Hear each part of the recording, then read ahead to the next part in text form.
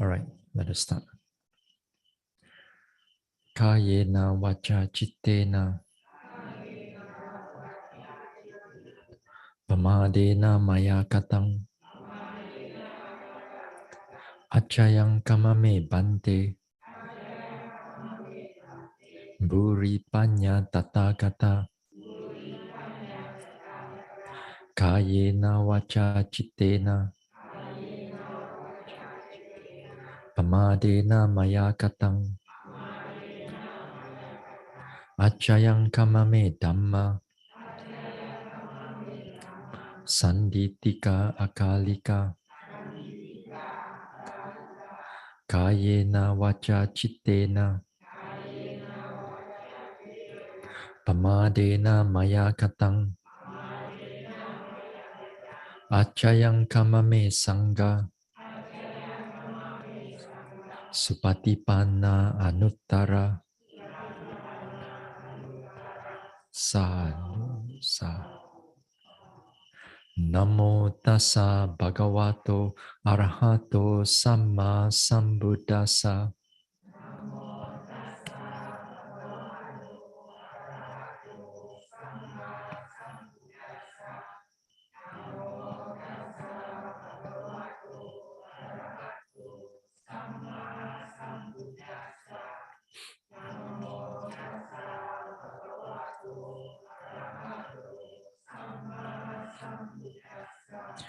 Buddhang saranang gacchami.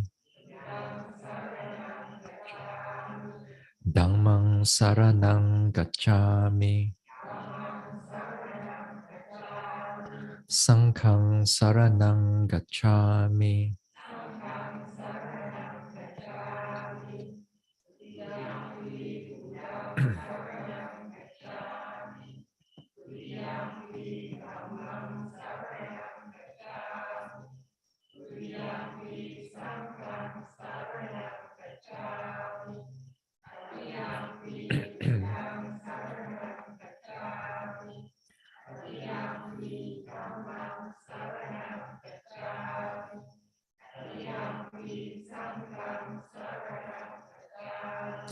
Tisarana gamanang paripunang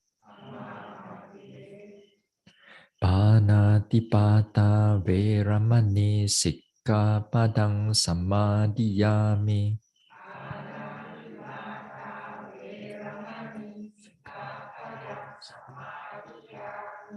Adina dana veramani sikkhapadang samadhiyami.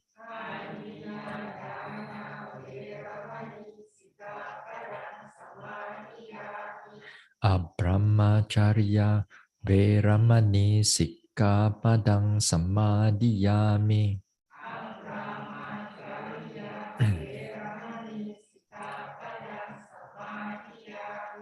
Musawada veramani sikkhapadang samadhiyami.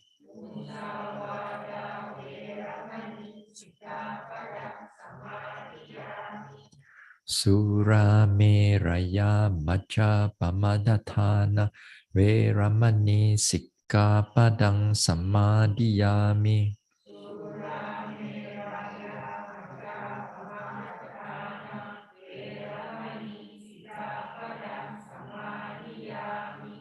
Vikala bhojana veramani sikkhapadang samadhiyami.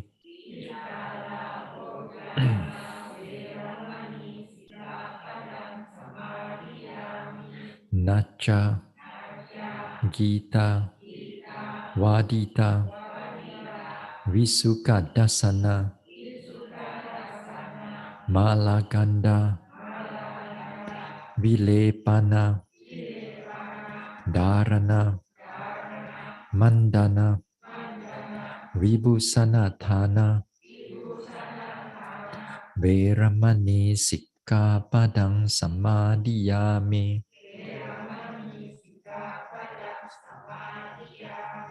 Uccasayana Mahasayana Veramani sikkhapadang samadhiyami.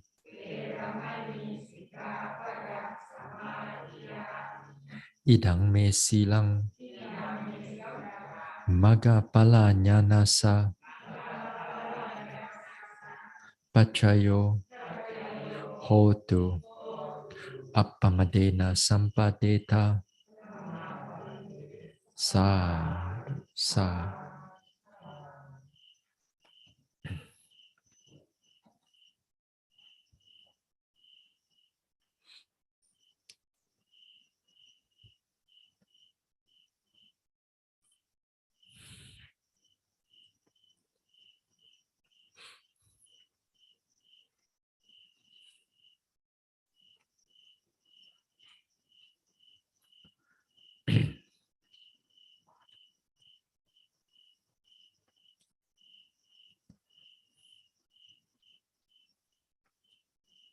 All right.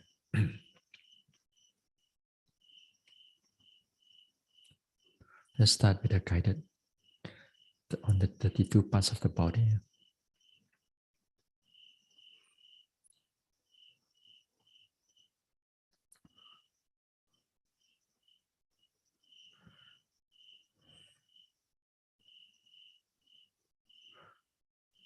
Now relax. Learn to relax the body. Relax by letting go of all the fatigue, tension, tiredness. Let go of all the thoughts and planning, keeping the mind calm, peaceful, alert.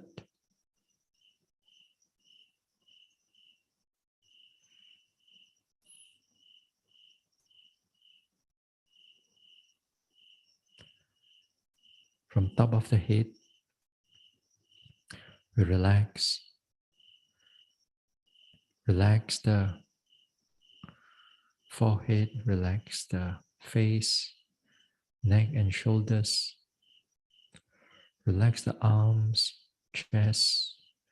Relax the stomach area, spine, the back, buttocks, down to the thighs, knees, calves, ankles, soles, toes. So relax the whole body, keeping the mind open, calm, and peaceful.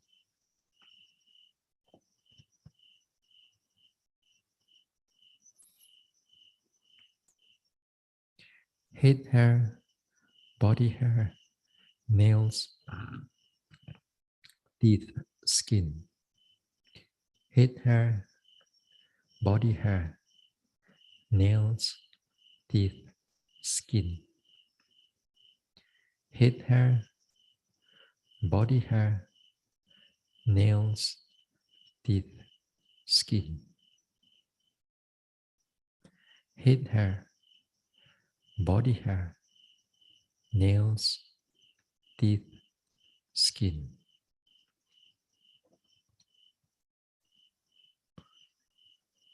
Now let us start with the head hair.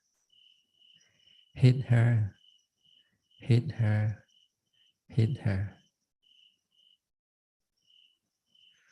Again, we imagine the location of the hair on top of the head, on the crown of the head. The shape, size, its color, thin, perhaps long or short. Can be straight, can be curly, can be black or brown or whitish, gray. Its natural color.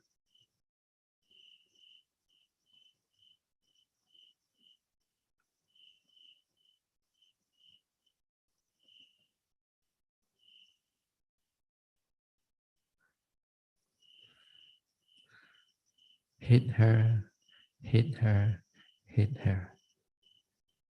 Head hair, head hair, head hair. So imagine the location, its size, its pattern, its color.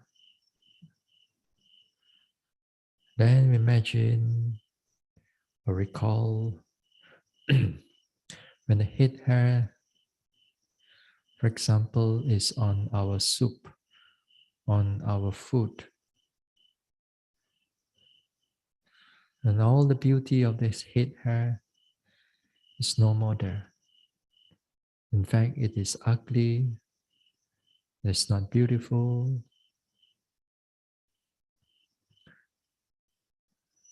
it's not something to be attached to.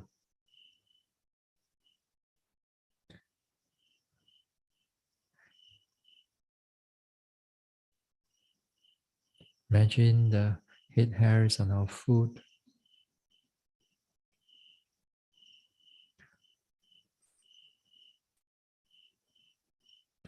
our soup. Then it became repulsive, foul, unpleasant.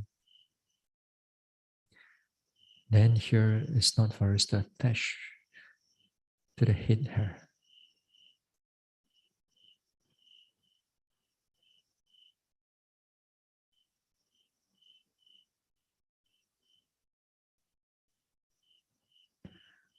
And let us recall again.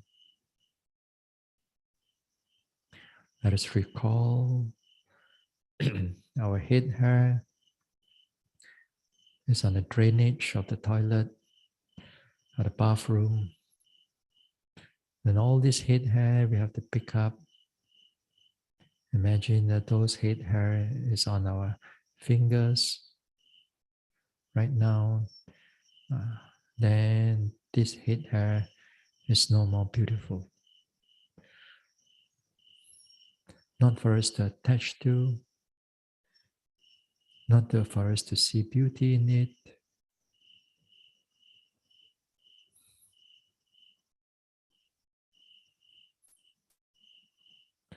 It is repulsive, it is foul. Head hair, head hair, head hair.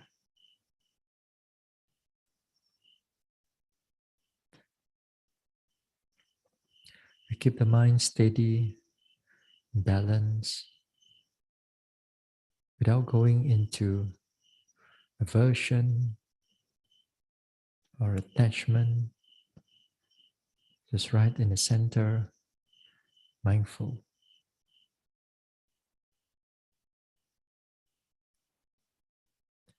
Then we go to the next one, body hair. Body hair, body hair, body hair, body hair, body hair, body hair.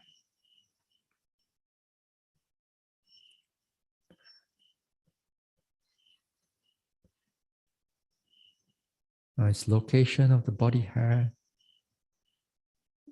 this bottom of the head hair, all the way down from the face, all the way down to the toes. So all within is called the body hair. Its color is shape, the length, maybe long or short, maybe straight or curly, maybe tiny, or maybe it's rough. Maybe it's dark, black, brownish, whitish, gray.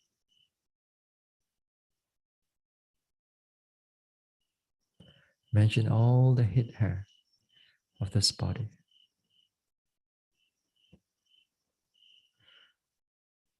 Now imagine all this head hair. If you leave it naturally without washing the body, it will change. It will become smelly due to sweat, due to the oil of the body. It will attract germs. It will attract all kinds of bacteria. Then it becomes smelly. then it's no more beautiful, no more pleasant. It's not for us to attach to it, not for us to hold on to its beauty. Begin to see that the nature of this body hair, they are foul, they are repulsive.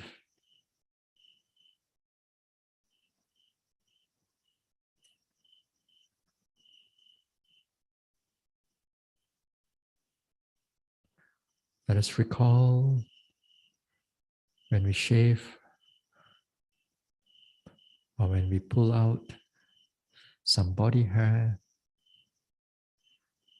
then all this nature of this body hair, when it's removed from the body, then they are no more beautiful, no more pleasant.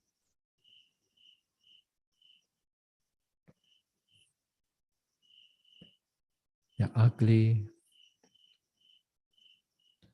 They're not for us to hold on, attach to.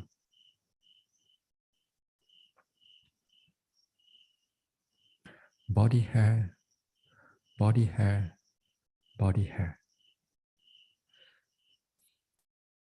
Body hair, body hair, body hair.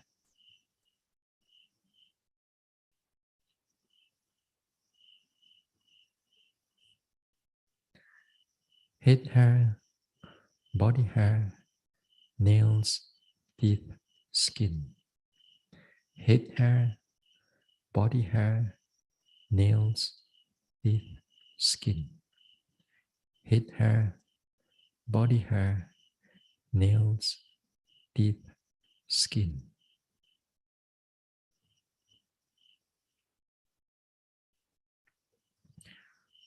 So let go of the reflection.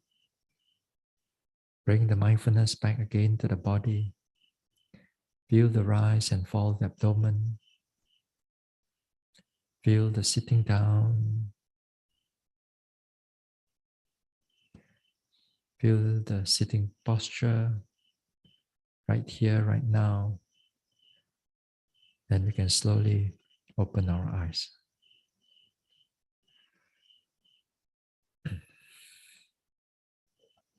All right.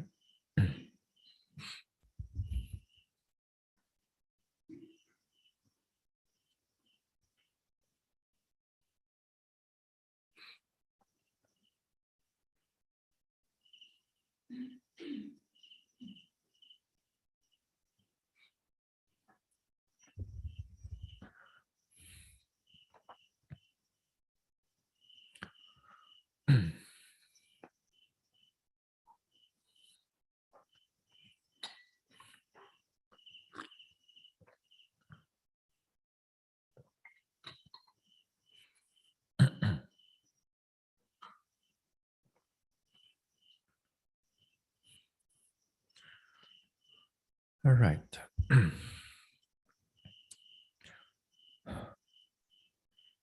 So yesterday we talked about the anger and said that there are various ways that we can reduce the anger or overcome the anger. Not just in the way of vipassana, but other skillful ways in our everyday life or even in a retreat. It helps us to sort of at least to cool down the mind.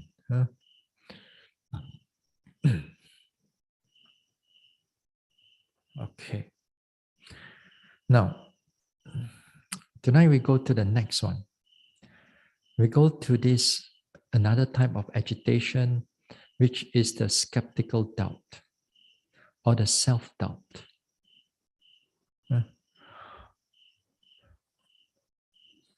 Here is another form of mental agitation that sometimes it disturbs some yogis.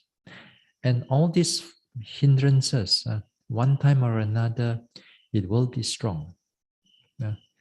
Sometimes your anger is strong, sometimes Sometimes not so strong, but sometimes your skeptical doubt may be strong. Sometimes your desire may be strong. Uh, uh, Sometimes they all come like 3 or 4 together. Uh, So we have to deal with them. So one of the biggest problem for yogis to give up on meditation is this skeptical doubt. Totally give up on meditation.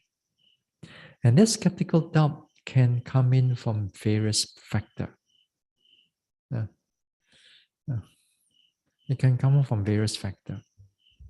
One factor is you don't progress enough. Uh, then when you don't progress enough,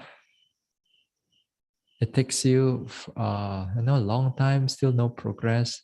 This is usually the main thing that the yogi give up. Usually, the main thing that the yogi give up. Progress not enough. When the progress not enough, then it arises a lot of skeptical doubt or self-doubt, whether I'm doing it right or whether I'm doing it wrong. Then with that, the mind will begin to become very uncertain.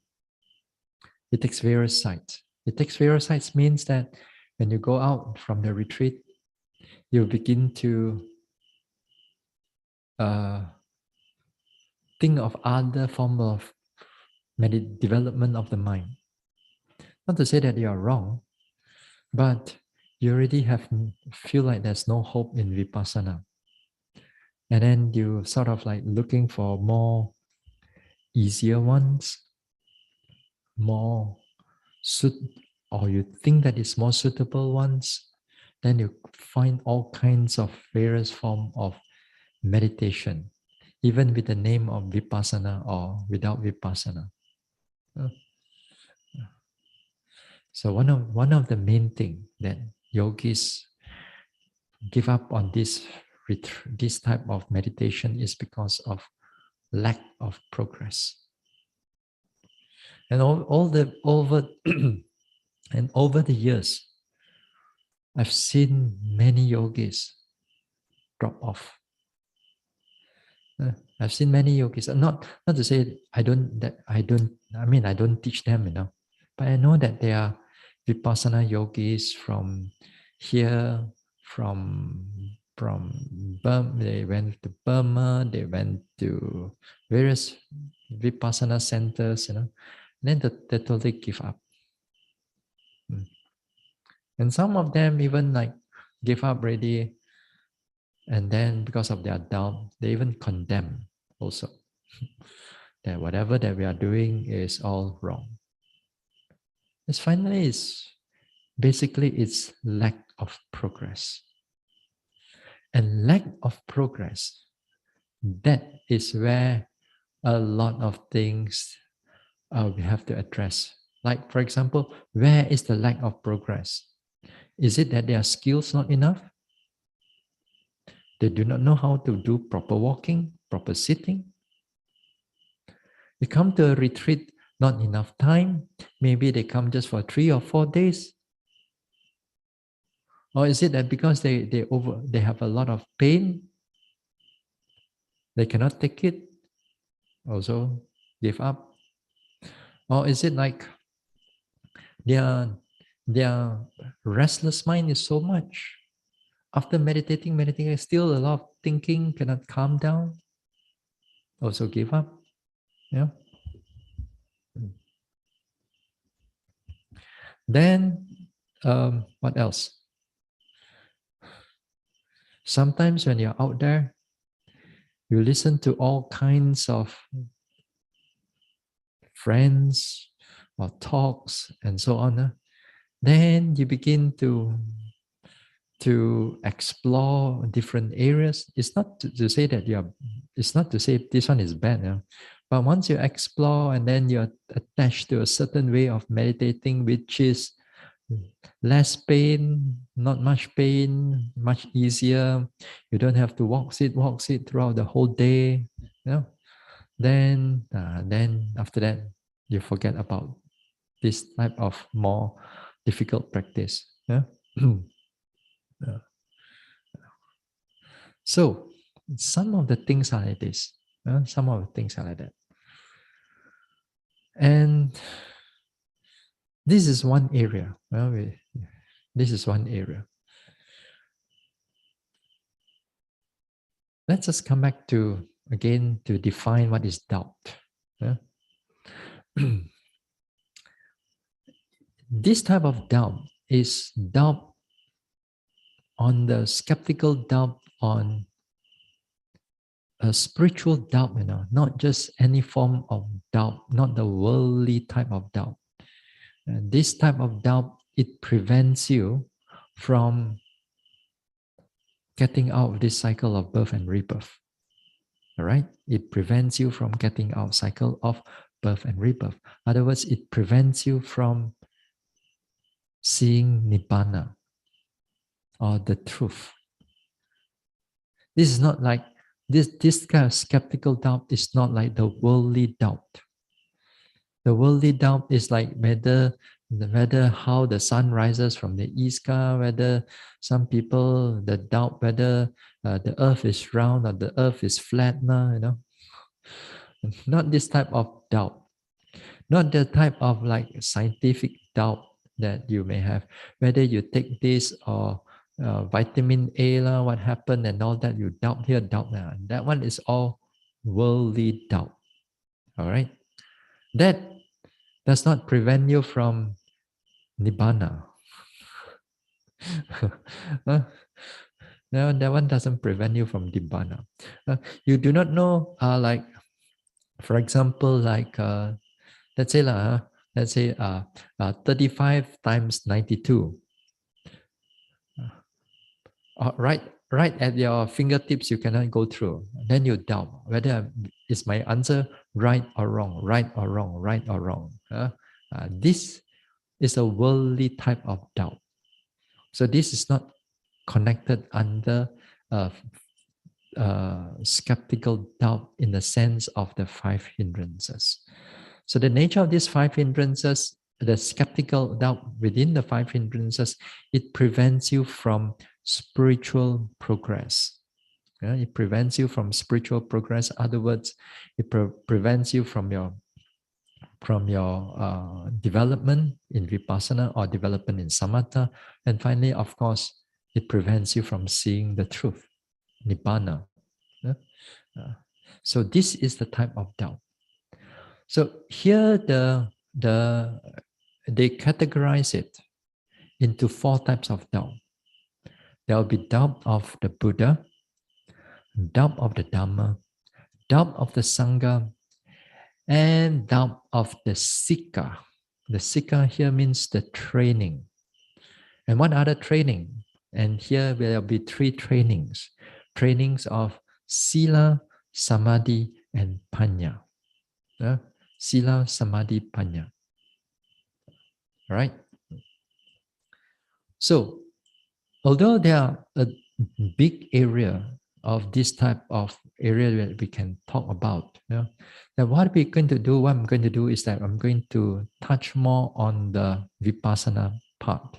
Where yogis have more or less like, you don't doubt on the Buddha perhaps, but you may have a lot of doubt about yourself, or whether you can able to do it or not, whether this is right or not, whether is that one right or not. So we are more focusing on this area. But nevertheless, I will talk a little bit also on the Buddha, Dhamma, Sangha, things like that. All right. Now, let's see.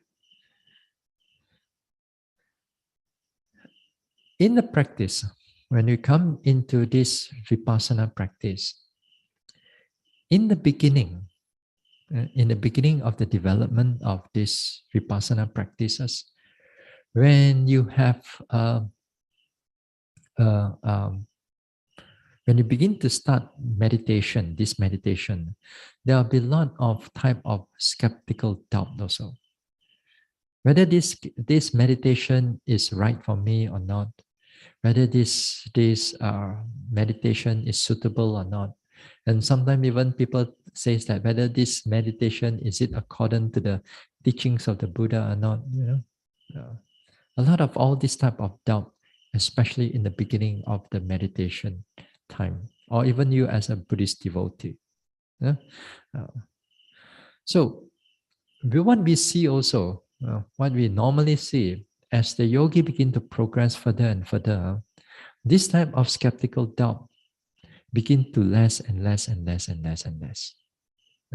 Not to say that zero, but it become less and less and less and less. Which is because of the development that they are going through.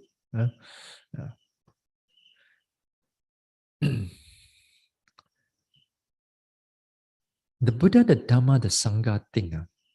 Let's say skeptical doubt on the Sangha.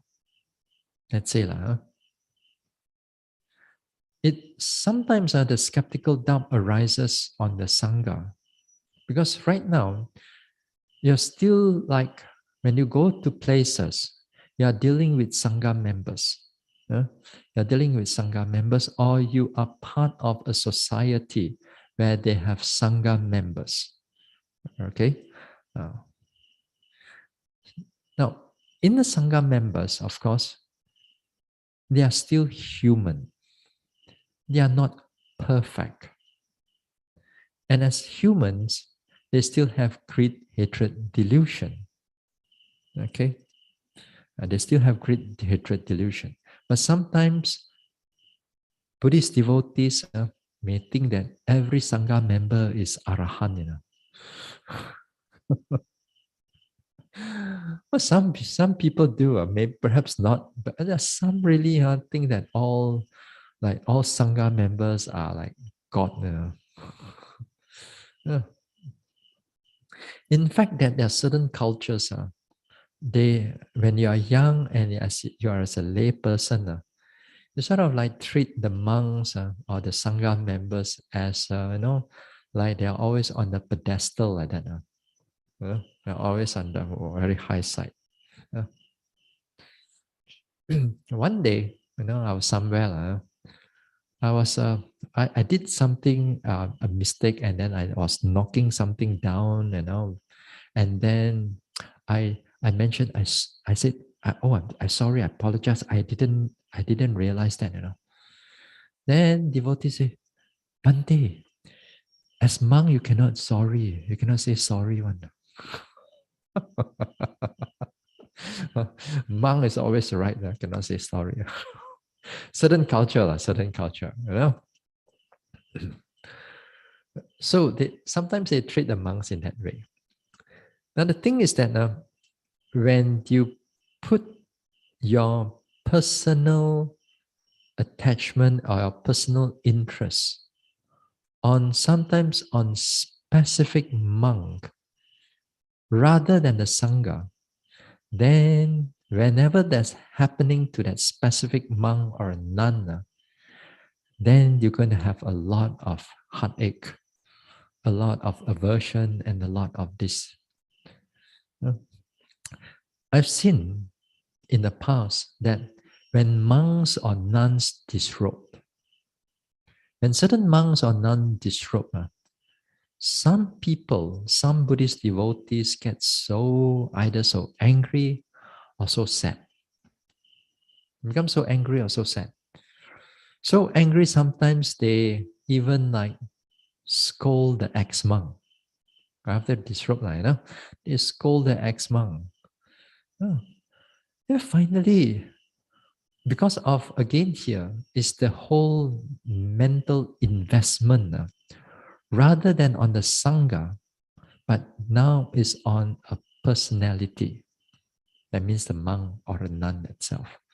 So when the monk are disrobed, they get up and so like that, so much anger. Well, then on the other side is that when the monk disrobe, then they get so sad about it and so on. Yeah? So sometimes they get monks disrobe and so on. Then not only they get sad or they get anger, then later part they also get a lot of skeptical doubt about the sangha, the monks. They say kalau po yang one na, like that one na, no, no quality and so on and so forth, Then they doubt about the sangha members. They just because of their personalized, they narrow down their qualities, and then when the monks or nun doesn't live up to their expectation, they doubt the monk. Then after that, with the doubt there, they expand it to the whole sangha. Then the quality of the mind, become doubtful, it become doubtful. So sometimes with this type of people, they give up. They gave up on meditation, they gave up on training, they even gave up on the Dhamma itself. They even gave up on the Dhamma too. So that it's actually it's they're placing their priorities at the wrong part. So when we place our priority, place our virtue. We place our faith. We place our faith onto the qualities of the Sangha, the qualities of the Dhamma, the qualities of the Buddha. Now, sometimes, for example, like in the Dhamma also. For example, you begin to learn the Dhamma. In this world, there are many sources of Dhamma. And some of you, perhaps, you understood Theravada Dhamma. Some of you also understood Mahayana type of Dhamma. Some of you also understood Tibetan Dhamma. Some of you also understood modern Dhamma, whatever that is. Because nowadays, there are different forms of so-called Dhamma arises. And then sometimes with this type of many types of Dhamma, you really do not know which one to follow. Who's right? Who's wrong?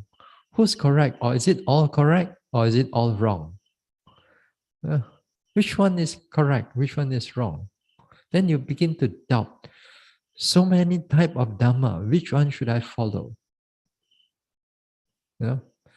This is usually in the beginning of especially as a Buddhist devotees, when you begin to as a Buddhism, not even coming into training yet, then this type of things can happen. They are very doubtful of where the whole Dhamma is supposed to be correct. And sometimes people doubt about the Buddha also. During in the Buddha's time, of course, you can go face to face with the Buddha. The Buddha can deliver the Dhamma for you, but you still no. Yeah, they still this one. Yeah. The Buddha says, if you do not see the Dhamma, you don't see him. You see the Dhammapada. Not exactly the right word. If you don't see the Dhamma, you don't see the Buddha. Not in the sense of physical, but truly in the sense of the Buddha's quality. The Buddha's quality you can only truly understand if you only truly understand the Dhamma. If you're able to truly understand the Dhamma, is that you must have faith in the Sangha, in the noble people.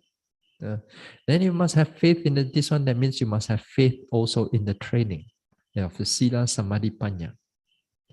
Then only you truly understood the true nature of the Buddha. So this is usually we have this type of skeptical doubt in the world.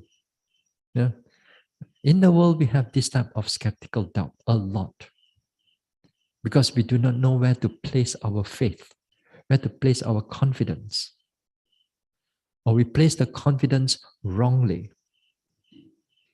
We place the confidence wrongly, so we do not know where to put our faith, our saddha here. Confidence of saddha and skeptical doubt, they are opposite of each other. Just like metta and anger, they are completely opposite of each other. Wisdom and delusion, they are completely opposite of each other. So in other words, you must have some faith, some degree of faith as you want to develop in this form of meditation. And faith comes through the progress. If you just sit down, you don't do anything, the deeper aspect of faith doesn't come in. Yeah.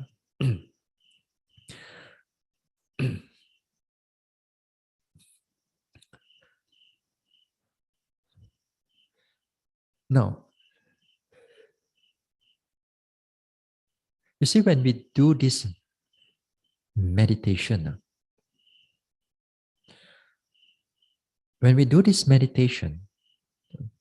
this form of meditation, the vipassana meditation, a lot of skeptical doubt sometimes arises through our thinking, through a lot of our thinking. And it will disguise itself as rationalizing or intelligent thinking. And that is hard to see. That is a kind of a skeptical doubt. Now, before we look into this a little bit more, the nature of skeptical doubt now is that when questions arises in you, like you do not know something, you do not know some aspect of things. Skeptical doubt is like it makes the mind agitated and it makes the mind very narrow. It makes the mind very narrow. And sometimes when you become very narrow, although there's a lot of question marks there, but the mind is not seeking for the answer. It doesn't want to seek for answer. It just want to just go round and round and round and round and round and round with all kinds of thoughts. And there's no answer for it. The mind becomes narrow. So it's a lot of agitation there. But of course, you must differentiate with intelligent questioning or wise questioning. Because a lot of times we may not know certain things. So the Buddha also encouraged us to question. Encourage us to question. Now, here the questioning here is that when you question, you apply certain degree of wisdom. Your questioning is that you're open to allow for answers to come in. All right? You allow for answers to come in. And then here, when you allow for the answers to come in, then there's certain degree of wisdom arises. There's certain degree of wisdom around, oh, that is the way, that is how the way to do it. That we should not do this way, we should do this way and this way or that way. Perhaps like you do not know about aspect of karma, let's say, then somebody explained to you how perhaps how what is cause, what is effect, and how the resultant of karma arises in what level. They explain it accordance to the Dhamma. So with that, you are open, then you kind of like, you understood what is being said. You felt happy about it. But skeptical doubt now is like, although your questioning is there, but you do not want to seek answer. It's like what is karma? But then your face is like, What is karma? That means you don't really like whoever is going to give you the answer, but because your mind is already closed already, somewhat another, you already doubt that whether the karma exists or don't exist also. Whether the karma actually is a force or is it not a force of nature. The mind is already closed. It already wobble inside there. It's like a facade that is, the question is the front only, but the behind is a big wall one, so it's not allowing for answers to come in. So that is a difference. So therefore, as a Buddhism, we want to develop certain degree of understanding. So we question certain things that you do not understand. Uh, uh, but there are times also, there will be questions and nobody can answer you. And there are certain times perhaps you may not meet with a teacher, or you may not able to meet with the friends, or you may not have access to certain things of certain information.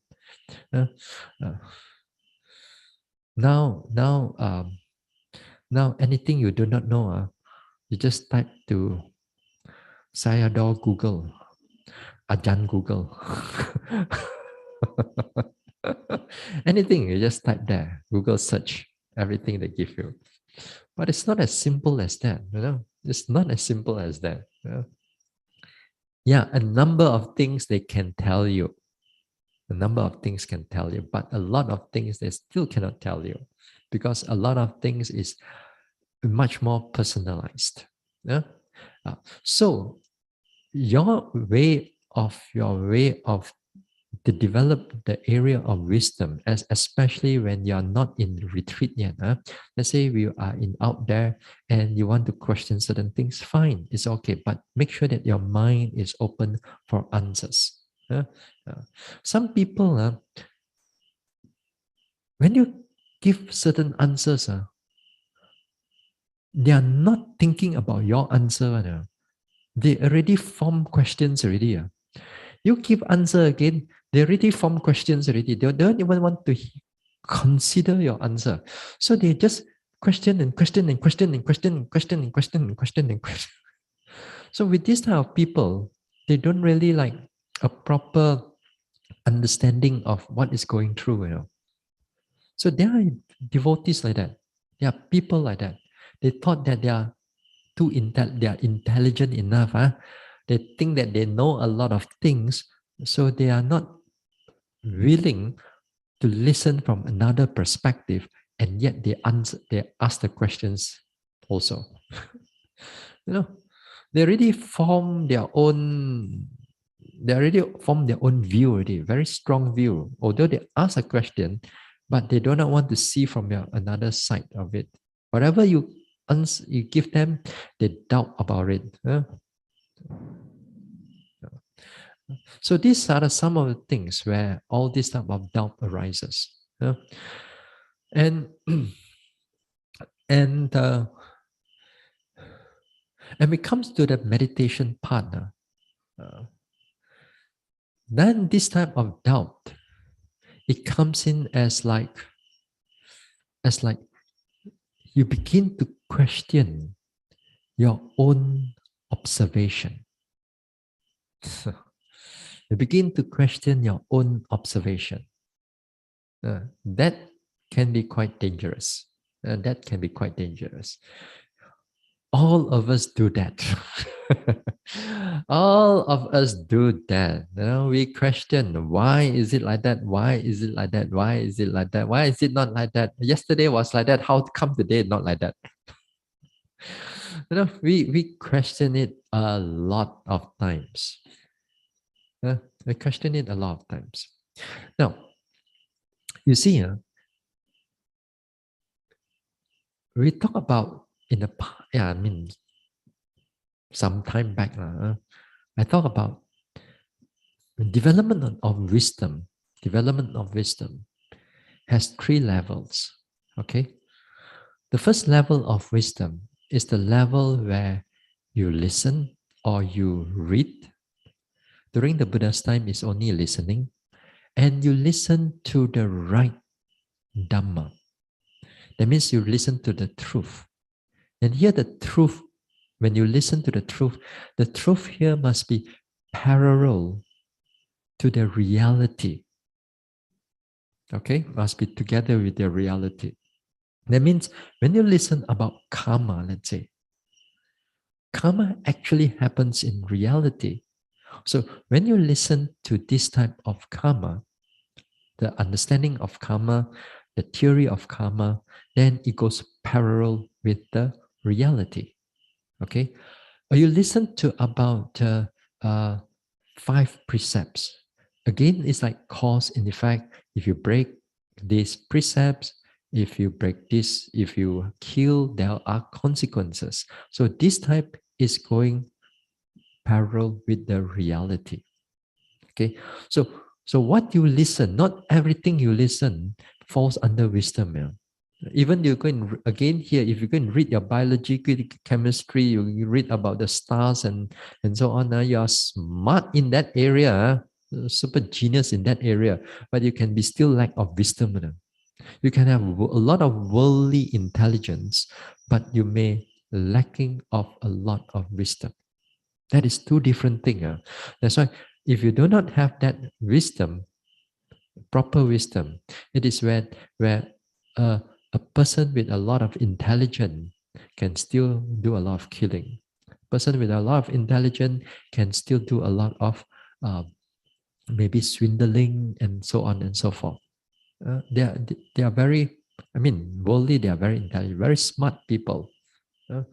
But the world people, they praise this type of intelligence. They praise this type of intelligence. They don't look at that area of wisdom, which is actually much more noble and much more wholesome, on the wholesome side. And usually because of that intelligence, because we don't see the nature of wisdom, then usually that's where the parents they want their children to be super smart, but they forget to instill them some degree of wisdom. So that's why sometimes when they grow up, there's very smart people, but lacking of virtue, lacking of morality, lacking of wisdom, and they do all kinds of wrong things. Yeah? So because they value actually certain things too much. I'm not saying that this type of intelligence is bad. I'm saying that this type of intelligence, if you use it wrongly, then it's bad. If this type of intelligence you have combination with morality, with wisdom, then it'll be very wonderful. You'll be happier. At least you have a. I know you can go through your worldly lifestyle, whatever career that you have, you still need all this worldly intelligence. But your happiness very much also depending on your virtue, morality, wisdom, and so on. So the first level of this wisdom is the one that you hear or you listen or read that is parallel according to the truth. But then you'll be doubtful again. What is the truth? Is it this is the truth or is it that is the truth? You also again mong cha cha there, you know. Still at least perhaps if you get the right one, then it is part of wisdom. Okay. Now the second type of wisdom is the wisdom that comes from reflection, right? Come from pondering. Now here after you listen to the karma or morality, then you bring it up and you think about it. You think about it according to their morality and so on. Or you think about, for example, dukkha, old age, sickness, birth, death, rebirth. You consider it, you think about it, yeah lah, true lah. Now you see now also getting old already right now. Death is coming. So you reflect about these type of things. Then you reflect or you ponder rightly accordance to the truth. You reflect about impermanence. You reflect about non-self. Then you reflect in a way correctly. But sometimes, although we reflect, sometimes that type of reflection, it can sometimes go sideways also. Yeah, there are people like, for example, in the scholars, Buddhist scholars, they write a lot of uh, papers, like a research paper, they write a lot of research paper on many things, and sometimes they research. Then they can research until from non-self to become self, from non-self to become self. There's cannot be non-self. There must always be a self. There always something must be permanent. That cannot be like that. So they research until they ponder until their whole mind entangled inside there. So it gets a lot of entanglement inside. The third type of wisdom is the wisdom that arises through bhavana, right? Bhavana here means mental development. And the mental development, there are two types of mental development. One is the samatha development, and the other one is vipassana development. Samatha development, it gives rise to jhana. And jhana will give rise to rebirth in the Brahma planes of existence. Whereas development of vipassana, it gives rise or realization of nibbana. And then this one will cut off the cycle of birth and rebirth. Okay? Now, the third type of wisdom is hard to comprehend because the third type of wisdom, whether vipassana or samatha type of wisdom, is hard to comprehend because it does not involve thinking. The moment you start thinking, it's already going back to the second wisdom. All right? It's already go back to second wisdom. But the problem with us is that we do not know how to live without thinking. Everything in our life is about thinking.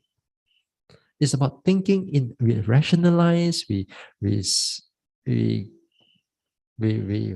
recall, we project, we plan, we memories, and so on, All this type of thinking is part of us. And we ask us to just give up on thinking.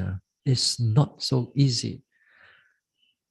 So a lot of times, what happened is that you tell the yogi, hey, pay attention to rising and falling. But yeah, they pay a bit, but on top of it is the commentary. The mind will start talking, thinking, commentary. Why is it that it's so long? How come it's so short? So on top it's talking.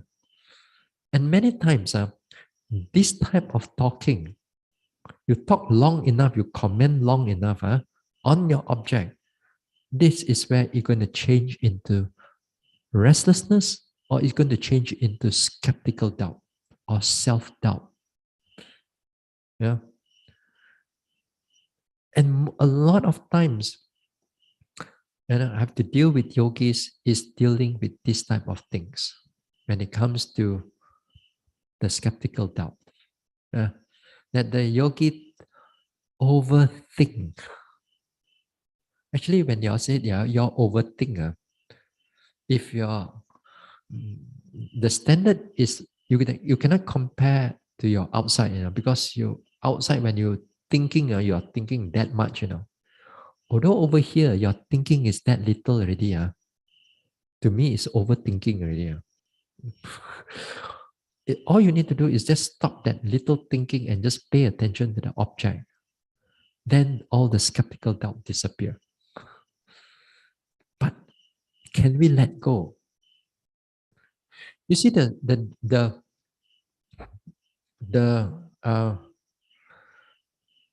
cause for skeptical doubt to arise is unwise attention. Ayoniso manasikara. It's the same thing that what we talk about in sensual desire and also in ill will. Here, the word is ayoniso manasikara. When you talk about ayoniso manasikara, that means you are not mindful of your object.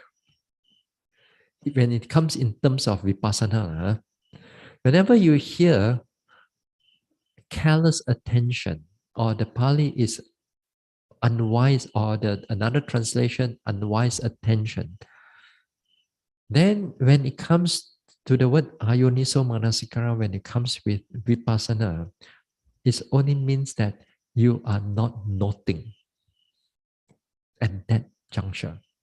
So you are not noting, skeptical doubt arises. Or if you're not noting, sensual desire arises. You are not noting, anger arises, ill will arises, jealousy arises, this arises, that arises, all kinds of unwholesomeness arises. So other words, for yogi, when you pay attention to your objects, what you need is to shut the mind up. Keep all your commentary, keep all your thinking aside. How is it like? And all kinds of thinking about the object, you put it all aside and just pay attention. Just pay attention to the object. If there is thinking involved, it's involved the labeling only. Because the labeling itself, it's a kind of thinking, but this type of labeling, it directs the mind, which is good. It doesn't go into other types of other forms of thinking. But again, sometimes for some people, too pandai one, they also question, this one is rising, falling. No. This one, no. They are very particular about their words, They will watch the pain. Is this heart pain or this pulling pain? Or is this a bit of twisting pain? Let me get my vocabulary right first. Let me think first. Wait. Let me think. Then they get the vocabulary right. Then only after that they start to think, not right. That word is not the right word. you see, again, they fall into a lot of all this small little thinking.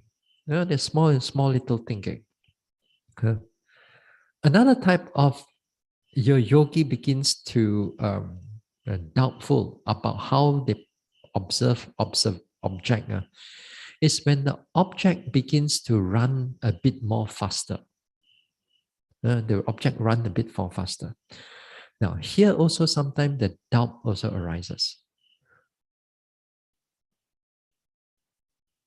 They watch rising and falling. Initially, when they start to practice, let's say they can able to follow rising and falling. They follow rising, falling, rising, falling. Then after that, the mind gets better. Then the object starts to like moving here a little bit, then rising and falling. Moving there a little bit, then rising and falling. Moving to the buttock a little bit, then rising and falling. Thinking, rising and falling.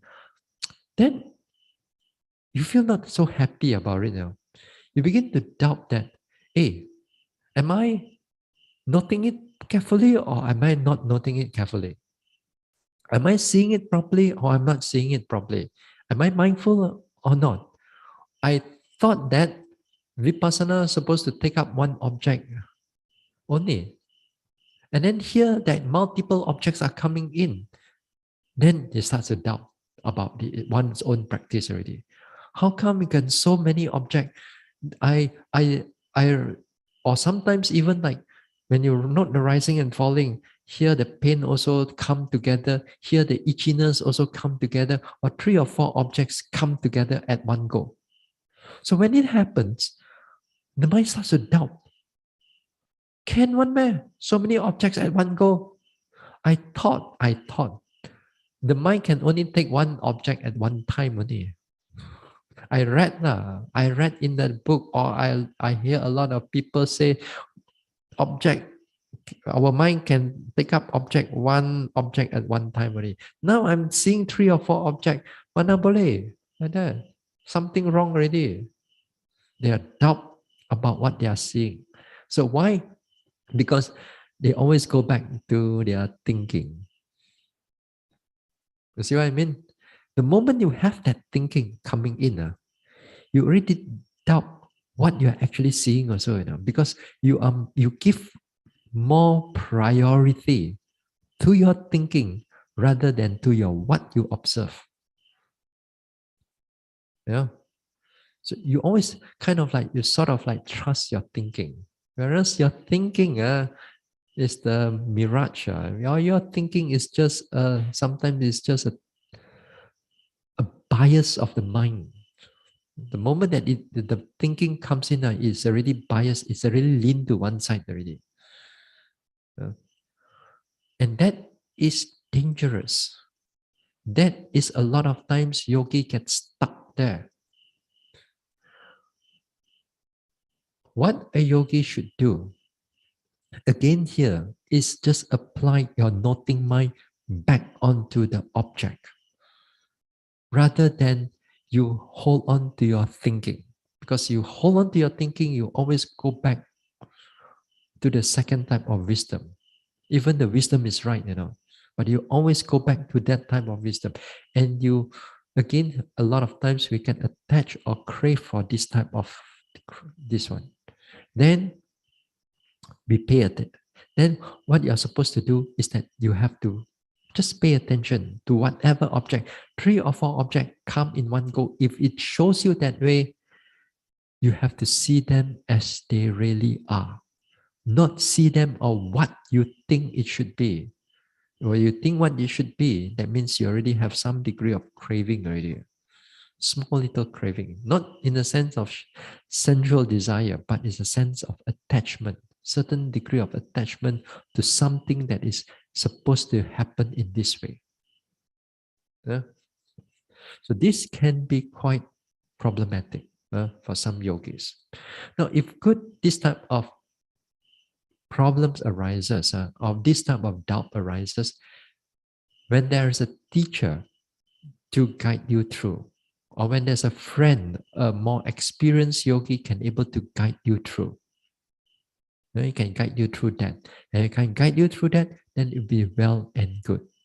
If you nobody to guide you, this type of doubt will getting go stronger and stronger and stronger. Then you begin to doubt.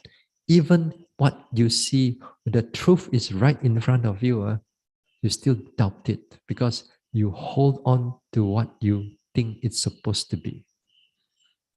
A lot of things when you go into vipassana, you never see it before in your life or in throughout your samsara. If you're throughout your samsara, you've seen it, you're already enlightened already. You don't have to come to this retreat now. It's because you haven't seen it. And haven't seen the things that we haven't seen it, our mind is not so easy to get out of its comfort zone.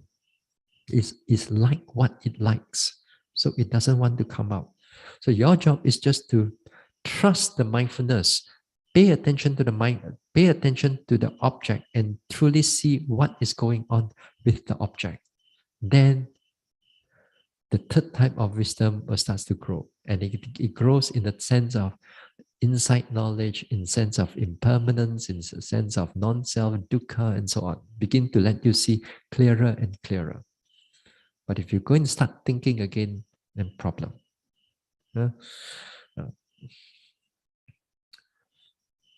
Sometimes the object can be very chaotic. You meditate, it can be very chaotic. Chaotic in a sense like, they don't follow what you read in the books. They don't follow what you read in the books. You don't find it in the books. Yeah, you don't find it in the books because it's just too much things to this one. What you're going to experience a lot now that you have to keep your mind open. When there are certain things like objects become like chaotic. You do not understand theoretically. You do not understand what you are looking at. They say, is it mind? Is it is it body? What am I looking at? A lot of times, some yogis, the problem is that they want to have a lot of theoretical understanding before they watch what is going on. They want to satisfy what is going on. They want to satisfy their this one before they look at what is before what is happening inside there, because they don't understand right now. In the beginning, perhaps, oh, you watch, what is that? Oh, I watch the rising and falling. Because your mind can identify it. Then, because your mind can identify it, you are cool with it. You're cool with it. Oh, this is pain. I can identify it. Oh, this is the knee pain here. Okay, I identify. Oh, I know the numb pain here. Pulling, pulling, pulling. You go from the thighs, from the hips there. You move from the thigh, you go to the knee there. Because your theory and the object can go together. Then come on. You feel good about it. Then, or some pressure here, it's at the neck there. Here, after that, this one, at the head here. So it's within your comfort zone, although it can be painful, but within your comfort zone of your rationality of your thinking. But sometimes, as you develop further, objects go changes and so on, moving up here and there. Now, you do not know what you are looking at already. You do not know what is right now, what is happening right now. All you know is that something is just changing very fast, but you still can note it. But the problem with a lot of yogis is that they want that understanding first before they want to look at it. So, other words, while they're paying at it, their mind is like, you want to see, don't want to see, I qua, my qua, like that. You're not 100% there. You're not 100% looking at whatever that is going on, because you cannot satisfy that thinking. You cannot satisfy that craving. You cannot satisfy that the delight for information. So you got to be careful. A lot of things that is going to happen in your meditation that you're not going to see it for the first time or whatever. So this is another type of doubt. It's very much near to us. So what you should do, again here, trust your noting mind, trust your mindfulness. Forget about your thinking. You do not know what is going on. Put it aside. As long as the object is clear enough in front of you, you keep noting. Even you cannot understand what is going on. Understand? This part is difficult. I can tell you a lot of time, knock you, check at you also. Tomorrow you will do the same thing also. The desire for that information, it can be very strong. So make sure that as much as you can, next time if you don't understand what you're seeing, your mind is still alert, pay attention to it. Mind is still alert, just pay attention to it. Sometimes, just to give you a bigger picture, sometimes the objects that once you are paying attention to, it's like you do not know what is going on because sometimes the formations of things of or all the objects it's like it's a bigger painting, a bigger painting, and this time your noting mind is focused on a certain small area of the painting only. You don't see the whole big picture yet. It's kind of like seeing a small area. So no matter how you think about it, you have no idea what you are going on. So you got to trust again, you got to trust the mindfulness. So you trust the mindfulness sometimes as you develop, it shows you another part of a picture. That's it. Yeah, another part of it gave up on this one, it shows you another part. And this one is completely different. And yet when you pay attention to it, you do not know what is going on. Then after some time, it begins to show you more and more places. And then when you recall back, hey, the whole picture is already there. Then exactly you know what you are noting. Yeah. Something like that, you know. I'm just giving you an idea what is going on. So a lot of times in the beginning, we do not realize that what we are looking at. Uh, Sometimes you don't even realize that non-self is right in front of you already. Kau ka bin hao jing already, you know. And you don't realize that this is just non-self. And we just doubt, what is it? How come like that one? How come I meditate? Suddenly I can go out from my body one. Is it out of body experience or not, Buddha? And they ask the Buddha on next day they remember they ask Bande, I got out of body experience. Wow. Do I die that one? Yeah. Sometimes we question a lot of things. Again, here, sometimes it's just a perception of non-self as coming in. Yeah?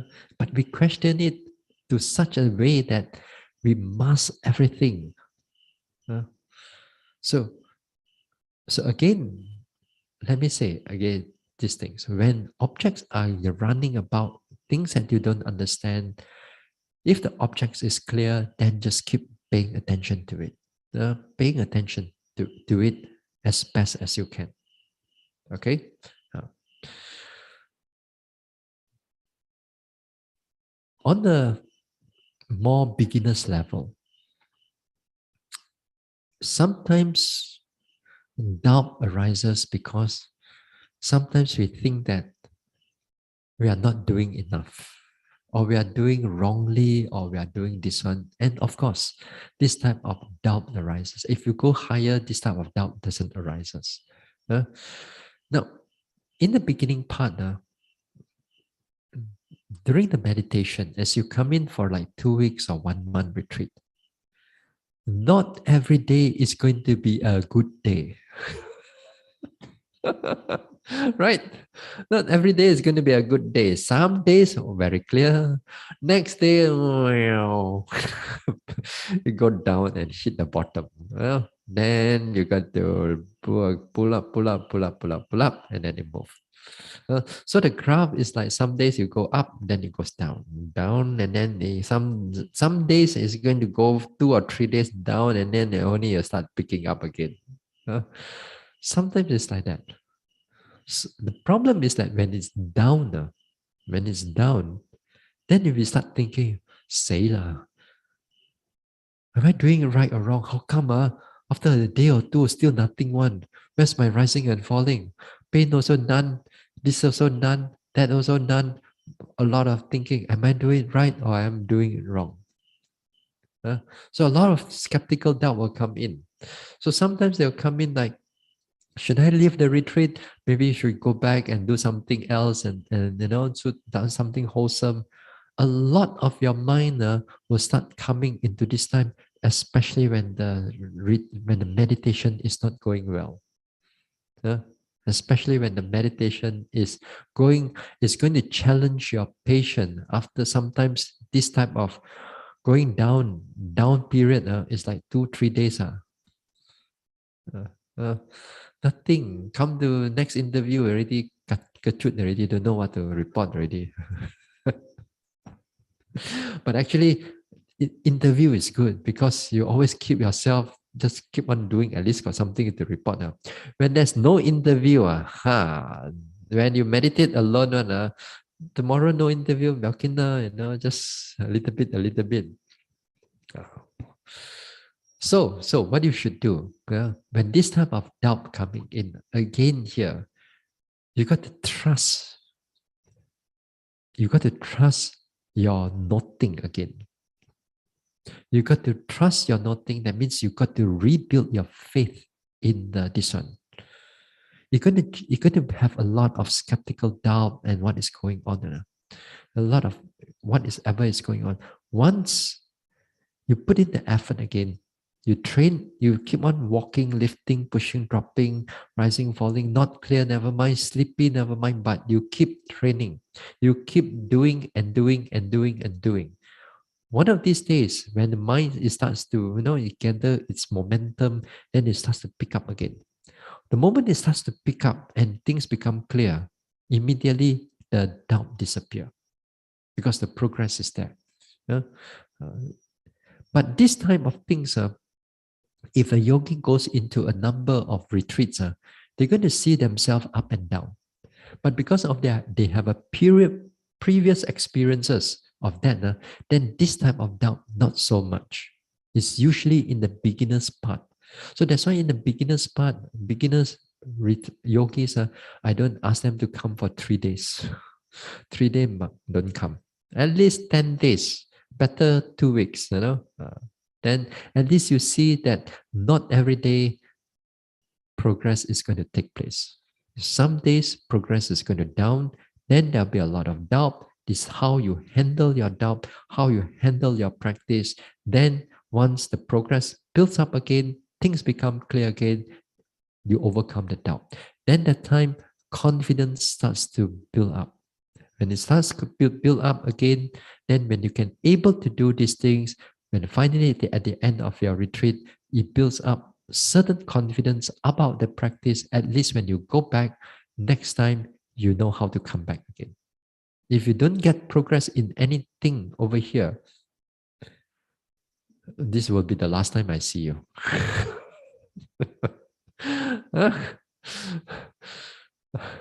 All right.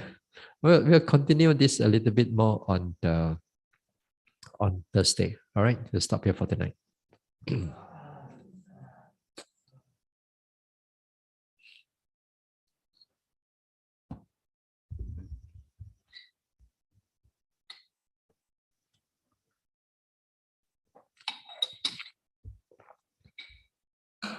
Right, share merits.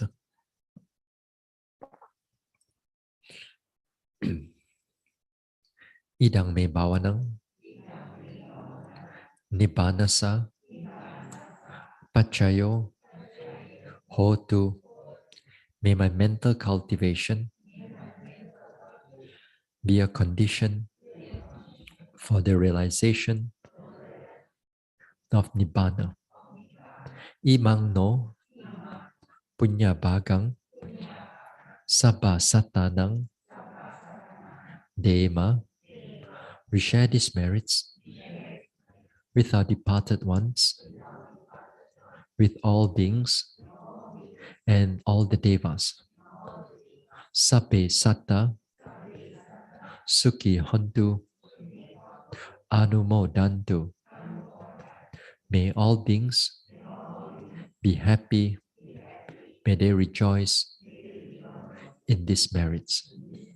Sadhu, sadhu, sadhu.